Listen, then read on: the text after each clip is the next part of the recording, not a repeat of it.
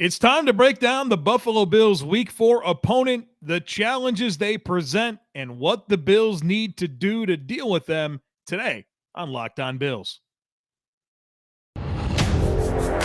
You are Locked On Bills, your daily Buffalo Bills podcast. Part of the Locked On Podcast Network, your team every day.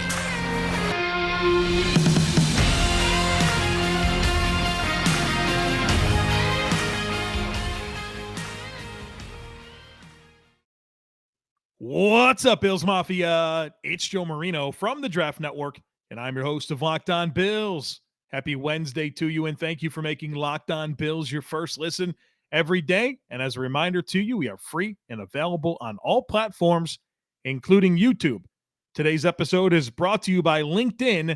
LinkedIn Jobs helps you find the candidates you want to talk to faster.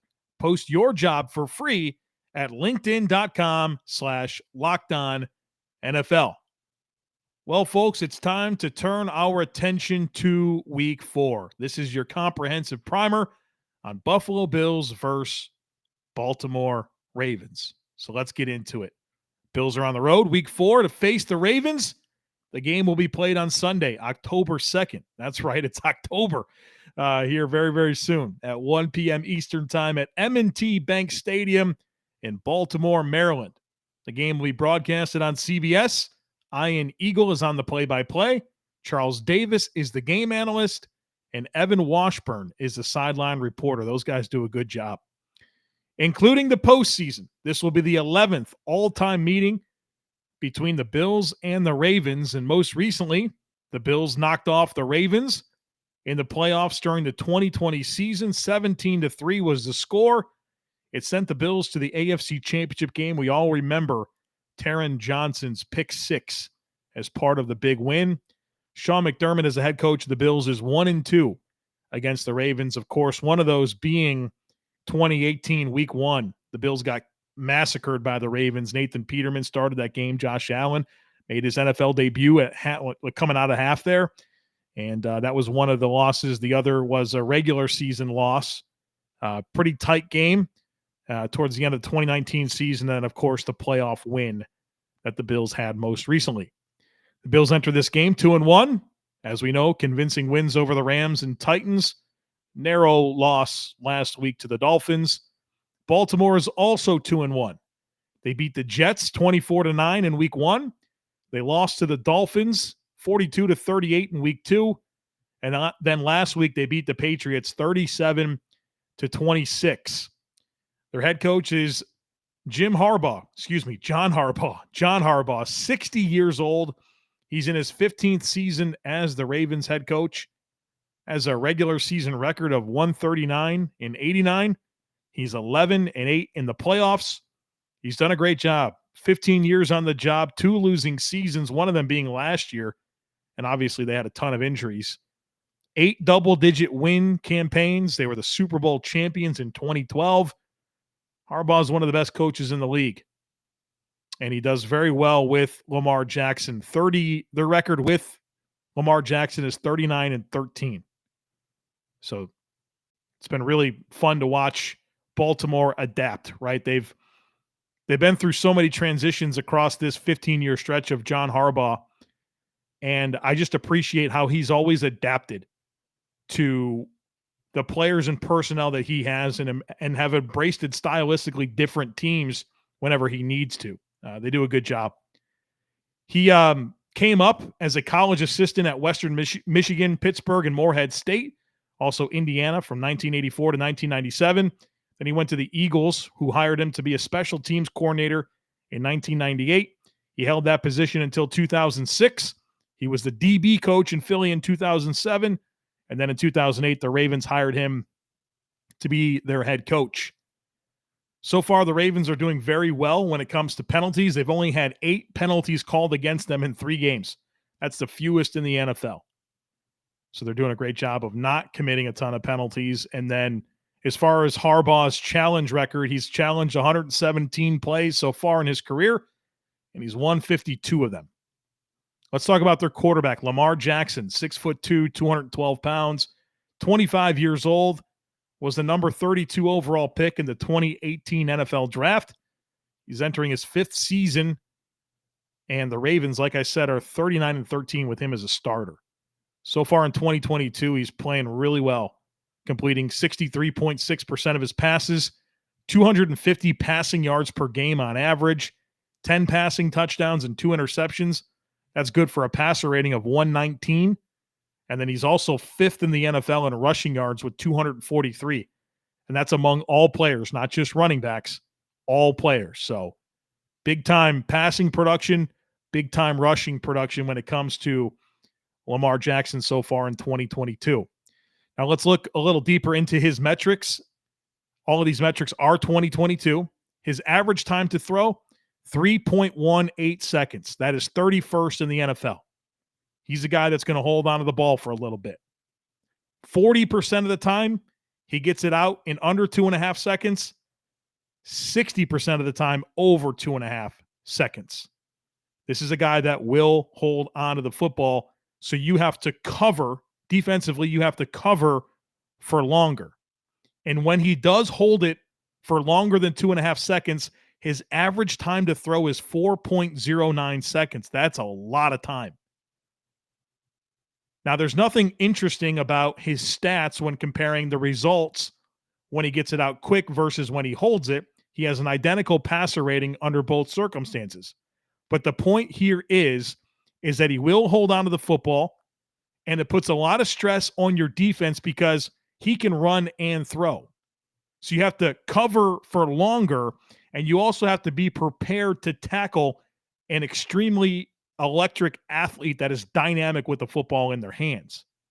He puts a lot of stress on your defense.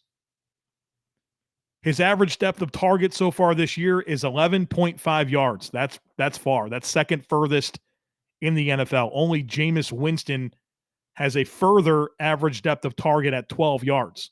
So Lamar is pushing the ball down the field. 21% of his attempts are 20-plus yards down the field. That is third most in the NFL. Now, he's not having a ton of success as a vertical passer. He's 6 of 18 for 163 yards, 4 touchdowns, and 2 interceptions. The results haven't been great, but he's willing to push it down the field. He's going to test you in that area. Play action's a big part of this Ravens offense, as you would expect. 41% of his dropbacks are play action. That is second in the NFL, and play action is huge for Lamar Jackson. His splits there are interesting. With play action, Lamar is completing 76% of his passes, 10.4 yards per attempt, and a passer rating of 144.5. I mean, this is where he's getting his big plays, play action. Makes sense, right? Stylistically, what this Ravens offense wants to do, run the football, obviously the stress that he puts on you. He's got a big arm. This is obviously part of what they do. But without play action, he's only completing 55% of his passes, 7.1 yards per attempt, and a passer rating of 100.4. So you get a dip in 21% on completion percentage. He loses over 3 yards per attempt and 44 points in passer rating with and without play action. However, you can reduce the threat of run, you got to do that against this team. 6% of Lamar Jackson's passes are screens. That's 29th in the NFL, so it's not been a big part of what they do, but I would be prepared for this to be a tendency breaker. They might want to try some screens against Buffalo. We'll see. Let's talk about his pressure splits.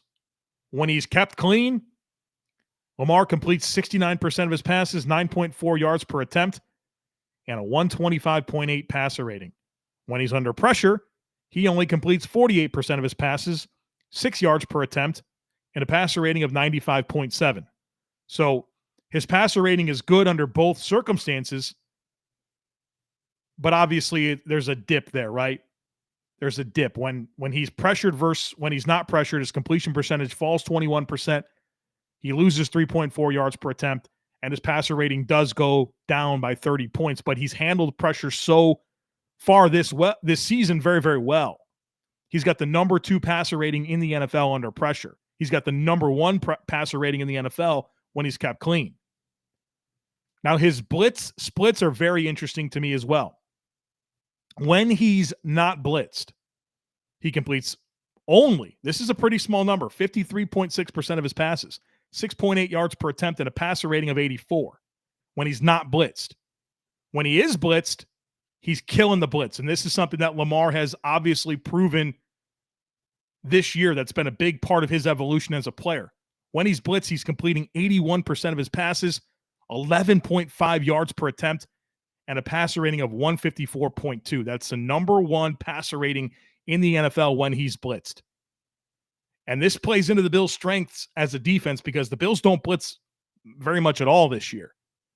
And so that's a good matchup component because the Bills aren't reliant on the blitz, and Lamar is killing the blitz so far this year.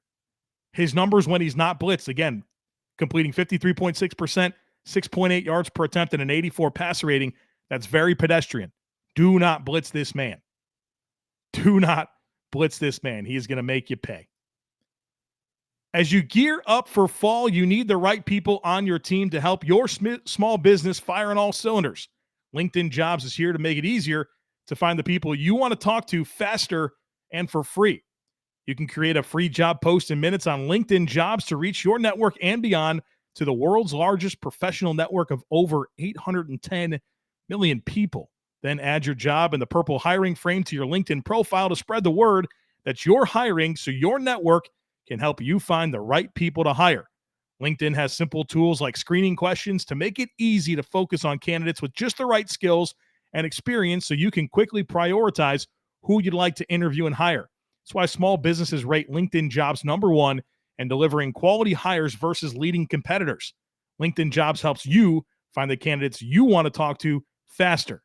Did you know every week nearly 40 million job seekers visit LinkedIn? Post your job for free at linkedin.com/LockedOnNFL. That's linkedin.com/LockedOnNFL to post your job for free. Terms and conditions apply. We all know when it comes to sports, teamwork is everything. Every player on the field has their role that contributes to helping their team win. And honestly, it's the same when it comes to game day snacking. Whether it's making the dip or bringing the chips, everyone has their role. And if it's you bringing the chips, let me tell you, I'm going to make you the MVP because Zach's Mighty Tortilla Chips are out here changing the game.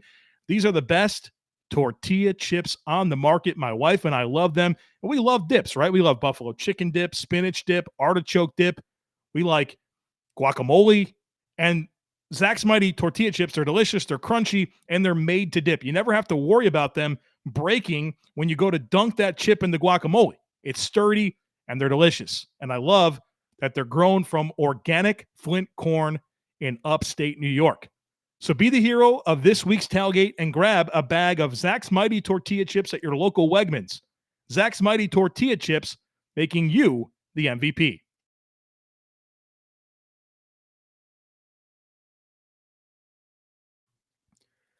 Let's talk about the rest of this offense. The offensive coordinator is Greg Roman, 50 years old. He's in his fourth year in Baltimore. Before that, he was the Bills' offensive coordinator for 3 years, 2015 to 2016. And then he's with the 49ers as their offensive coordinator from 2011 to 2014. So far in 2022, they're scoring a ton of points. Number one in the NFL, 33 points per game. They're only converting 38% of their third downs. That's 14th. That's a very low number. They're averaging 363 total yards per game. That's 19th in the league. They're averaging 135 rushing yards per game. That is 8th. And they're averaging 245 passing yards per game, which is 13th. So they're scoring a lot of points. Let's talk about their weapons. Their weapons in the passing game. It's really about two players. Tight end Mark Andrews, really outstanding player, one of the best tight ends in the league. He's a good athlete. He's a good route runner. Consistent hands, good ball skills, can win at every level. And then their number one receiver is Rashod Bateman. Second-year player, their first-round pick last year out of Minnesota. Good route runner, good speed, good size, good ball skills. That's their two guys. Mark Andrews has 32 targets so far in 3 games. Rashod Bateman has 16. The next highest is Isaiah Likely with 8. And Isaiah Likely is a tight end, a rookie tight end out of Coastal Carolina. A lot of athleticism, a lot of yards after catch ability, a lot of ball skills, but he's a rookie. Devin Duvernay has 8 targets. Demarcus Robinson has 7. Duvernay is a speedster, straight line guy. They get him going in some gadgety type stuff, but he's got good ball skills. He's made some really impressive catches down the field. There's just not a lot of volume there. Demarcus Robinson's a big-bodied possession player. He has 7 targets. So when I tell you it's Mark Andrews with 32 targets, Rashod Bateman 16, and that's their guys, that's the guys they like to throw to. Again, the next highest is Likely with 8 and Duvernay with 8 as well, and Demarcus Robinson with 7. So when Lamar drops back to pass, it's about Mark Andrews and Rashod Bateman. They don't have a lot of depth. They have some – look, they're interesting young players in Isaiah Likely and Devin Duvernay, but there's not a whole lot of established production or volume to what they've done to this point in the NFL. At running back, they've been going with a bunch of different guys because they're banged up. You know, their premier backs, J.K. Dobbins and Gus Edwards, that's what they want the 1-2 punch to be. Now, J.K. Dobbins came back last week. He missed all of last year. And he had 7 carries last week, and obviously he's still finding his way back. Gus Edwards still not available. And so they've been sprinkling in Kenyon Drake, who's really struggled for them, Mike Davis, who struggled, and Justice Hill, who's been around for a while. He's an explosive athlete, but there's not been really any production to this point in his NFL career. Now, obviously, Lamar Jackson, number 5 in the NFL in rushing yards, he's a big part of their rushing offense. And I know they'd love to get J.K. Dobbins going. It's just a matter of when. So this team has run the ball very well historically, but they're banged up at running back, and you know, they've got some new pieces on this offensive line right now, and really over the last several years, they've had a lot of transition with their offensive line. Speaking of the offensive line, let's talk about it. At left tackle, it's probably going to be Daniel Faalele, and that'll be their 4th left tackle. Ronnie Stanley's their starter. He's been injured for like 2 years. Juwan James is the backup. He's already out for the season. The 3rd guy is Patrick McCarry, who got injured last week, an ankle sprain. I doubt he plays this week. Their 4th guy is Daniel Faalele, a rookie 4th-round pick out of Minnesota. He's played 58 snaps so far this season. He's already given up 2 sacks. He's a big dude, 6'8", 380 pounds. I mean, he's massive, and he's a good athlete for that size. But he's still new to playing football. He came over from Australia, and there's a lot of work to be done. Now, he's a big physical guy, but in terms of framing up pass rushers, that's not something that's natural to him right now. And I've studied his tape. I watched him at the Senior Bowl. He struggles with the inside move. Well, you know who's got good inside moves? Greg Rousseau, Von Miller. There should be some real opportunity to attack this rookie left tackle in Daniel Faalele. Their left guard is Ben Powers, 4th-year player. He's been a starter for them for the last 2.5 seasons. Solid, average football player. Their center, Tyler Linderbaum. He's a rookie, 1st-round pick out of Iowa. A player that we talked a lot about on this podcast because we thought there's a chance this could be a player the Bills would like. Linderbaum's a good player, athletic. He's a little undersized. You know, right at about 300 pounds. Good technician. There's a lot to like there, but he's a young player that's still got a lot to grow into in terms of acclimating to the NFL game and adjusting to the size of players that he's going to have to deal with on the interior. But he's a good player. I think he's going to have a good career. Their right guard is Kevin Zeitler. He's been a high-quality NFL starter since 2012. Their right tackle is Morgan Moses. Been a really solid starter in the NFL since 2015. So they've got a really outstanding right guard, right tackle situation. A young, exciting center, but still young. An average player at left guard, and a real opportunity to win at left tackle. So what are my keys when I say an opportunity to win? I mean for the Bills. That's a matchup you got to take advantage of with Greg Rousseau and Von Miller. So what are my keys for the Bills' defense against this offense? Really unique offense, right? They play football differently than everyone else. So it stresses you in new ways. You kind of have to relearn some of your principles. Number 1 is contain rush, and you need bodies in coverage. So your typical 4-man rush, but you rush Lamar Jackson differently than you rush Matthew Stafford, right? You have to stay in your pass rush lanes. You can't give him escape avenues. You can't lose your contain responsibilities as a defensive end.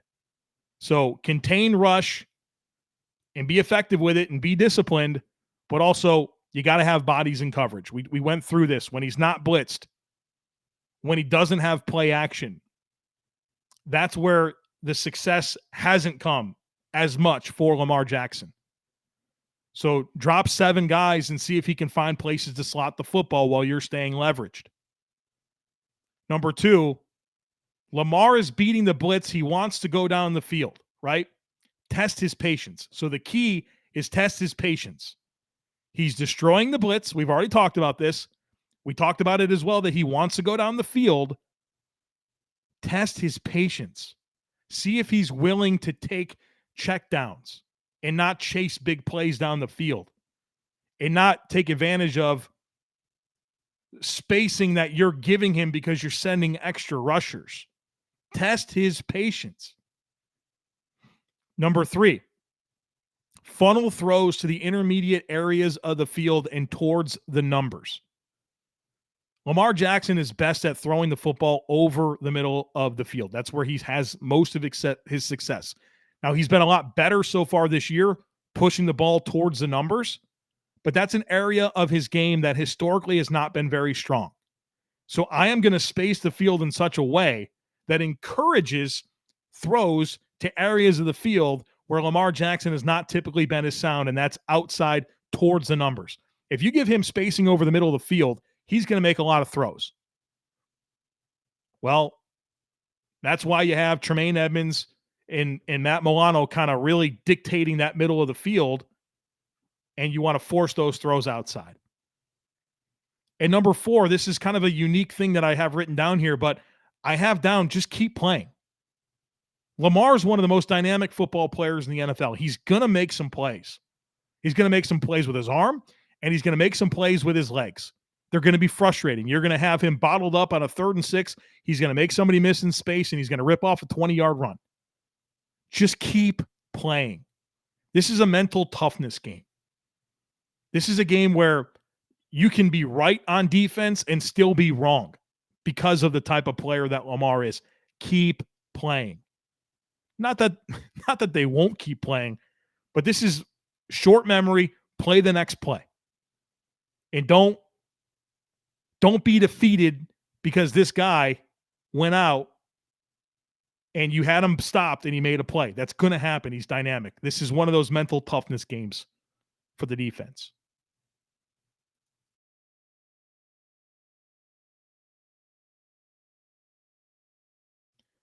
All right, let's talk about the Ravens on defense.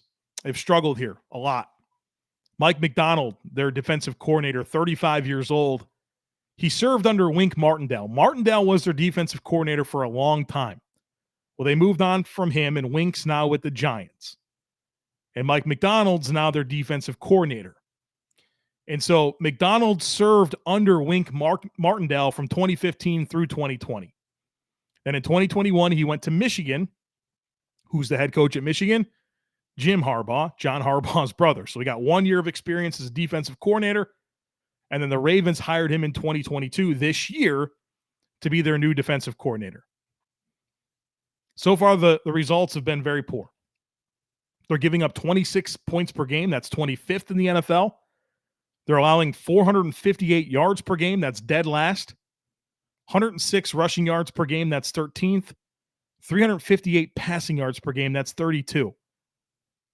So they're giving up points, and they're giving up a ton of yards through the air. And they've played the Jets, Dolphins, and Patriots. Joe Flacco, Tua Tagovailoa, and Mac Jones.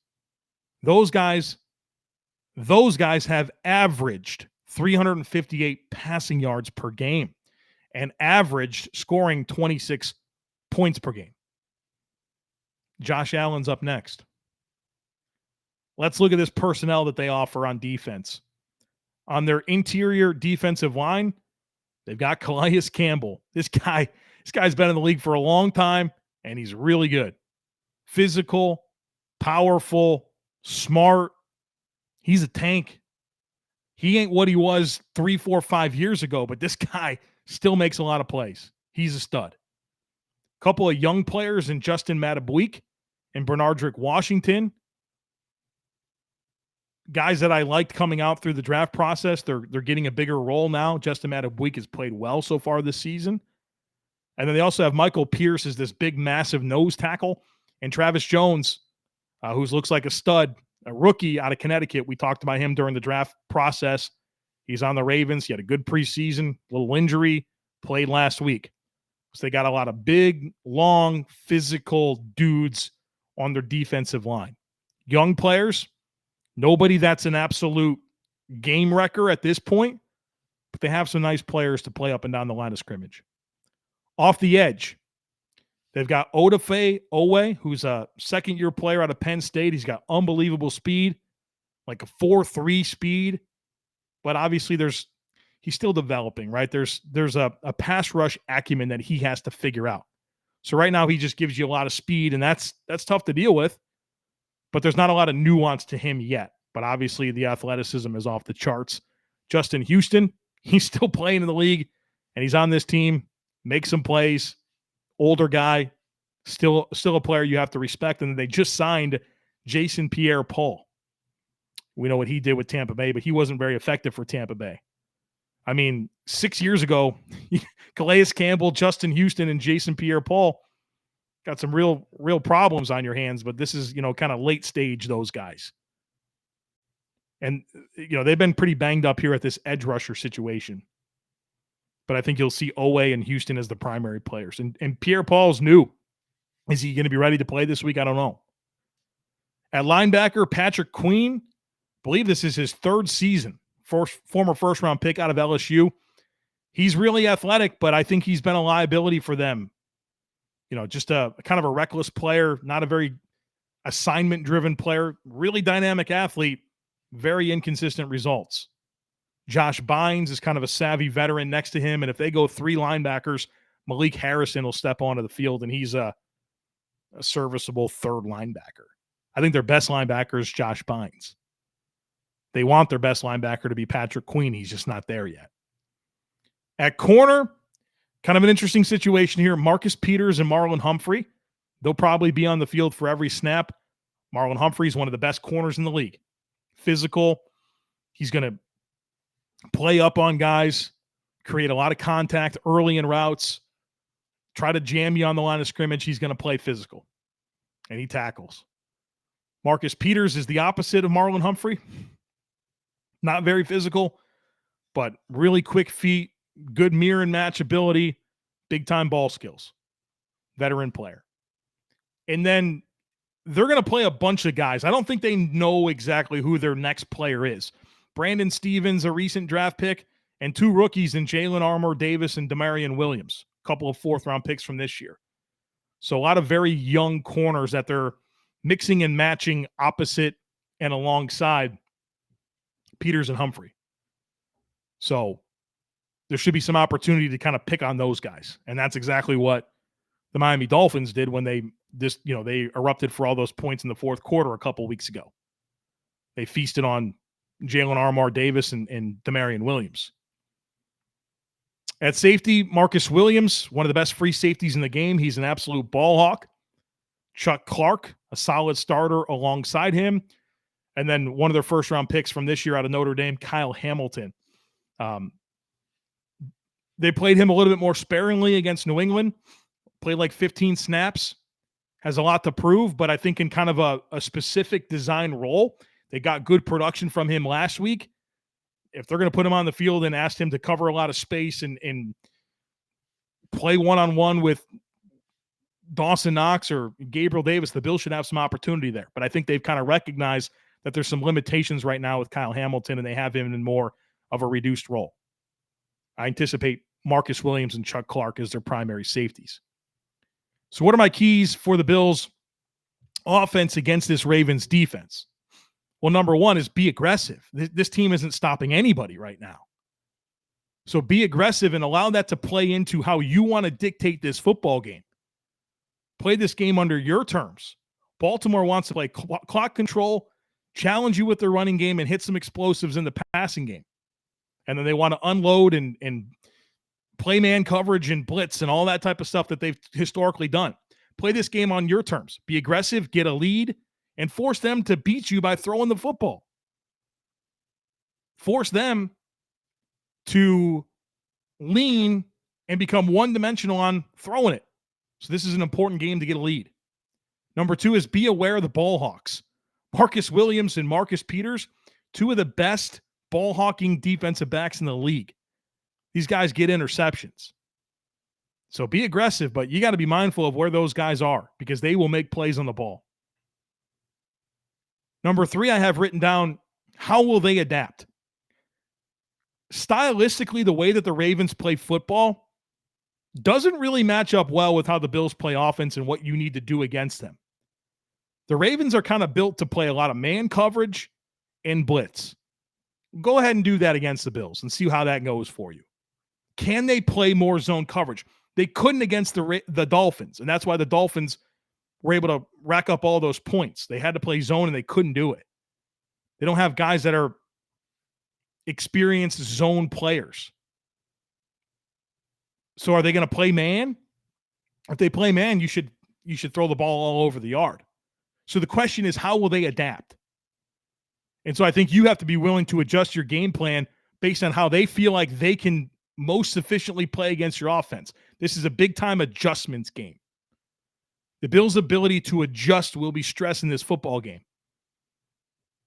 Number 4 is test this run defense. Don't bang your head against the wall, but they're giving up 5 yards per carry so far this season. And God knows this Bills rushing offense has to come alive at some point. Josh Allen can't continue to be everything for this offense. He's accounting for 83% of the Bills' offensive yards. They have to be able to get it some other ways. So test it out. See if you can get some rhythm going in the run game. But if it ain't working, don't sit there and do it just to do it. Don't bang your head against the wall. But they are giving up 5 yards per carry.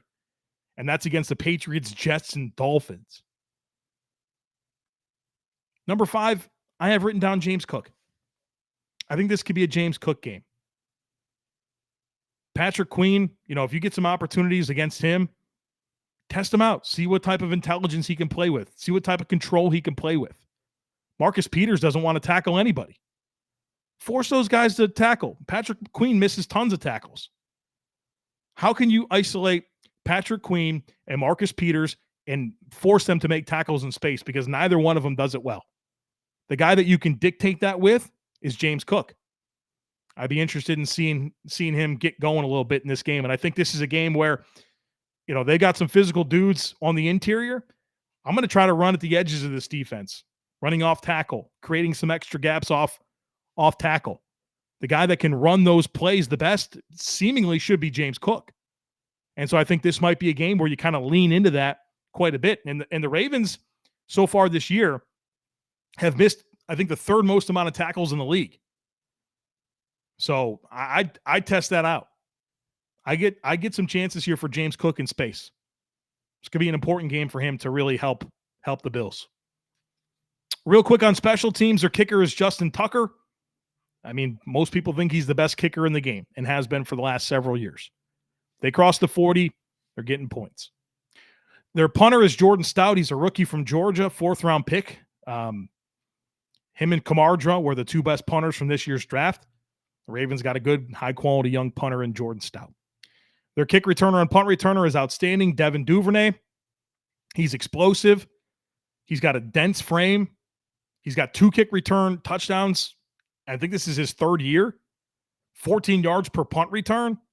This is not the week to mess around. And look, Harbaugh's a special teams coordinator at heart.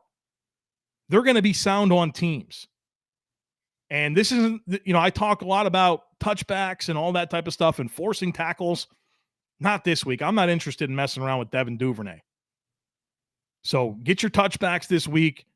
Get your fair catches if you have to punt. But don't let that guy make a game-changing play against you because he can. All right, folks, there you have it. Your comprehensive primer, Bills versus Ravens. Hopefully you're ready for this football game because That's who they are. That's who they are. This is a very interesting matchup. Very interesting matchup because I think both defenses are going to be stressed in new ways. But I don't know if the Ravens are built for playing against Buffalo, if that makes sense. Man coverage and blitzing, tough recipe. Meanwhile, the Bills on defense are built for zone coverage, deep on the defensive end, speed at linebacker. You know, who knows who's going to be available on the back end? Who knows? But there's a lot to like schematically about what the Bills have and how they play defense against this Ravens offense. Big game. Two AFC contenders. You talk about tiebreakers and the playoff standings. This is an important game. The Bills have to go on the road, and who knows who's available to play? Who knows? We'll find out later in the week, and we'll obviously talk a lot more about this game. And that'll be continuing tomorrow. Crossover Thursday, Kevin Ostreicher from Locked On Ravens is going to stop by. We're going to talk about this football game and do so again on Friday with Banged Up Bills. We'll get a good injury update, any leftover thoughts that I have, prospects, predictions. So a lot more coming this week on Locked On Bills. So don't miss anything. Make sure that you are subscribed. We'd love it if you took a second to rate, review, and share the podcast.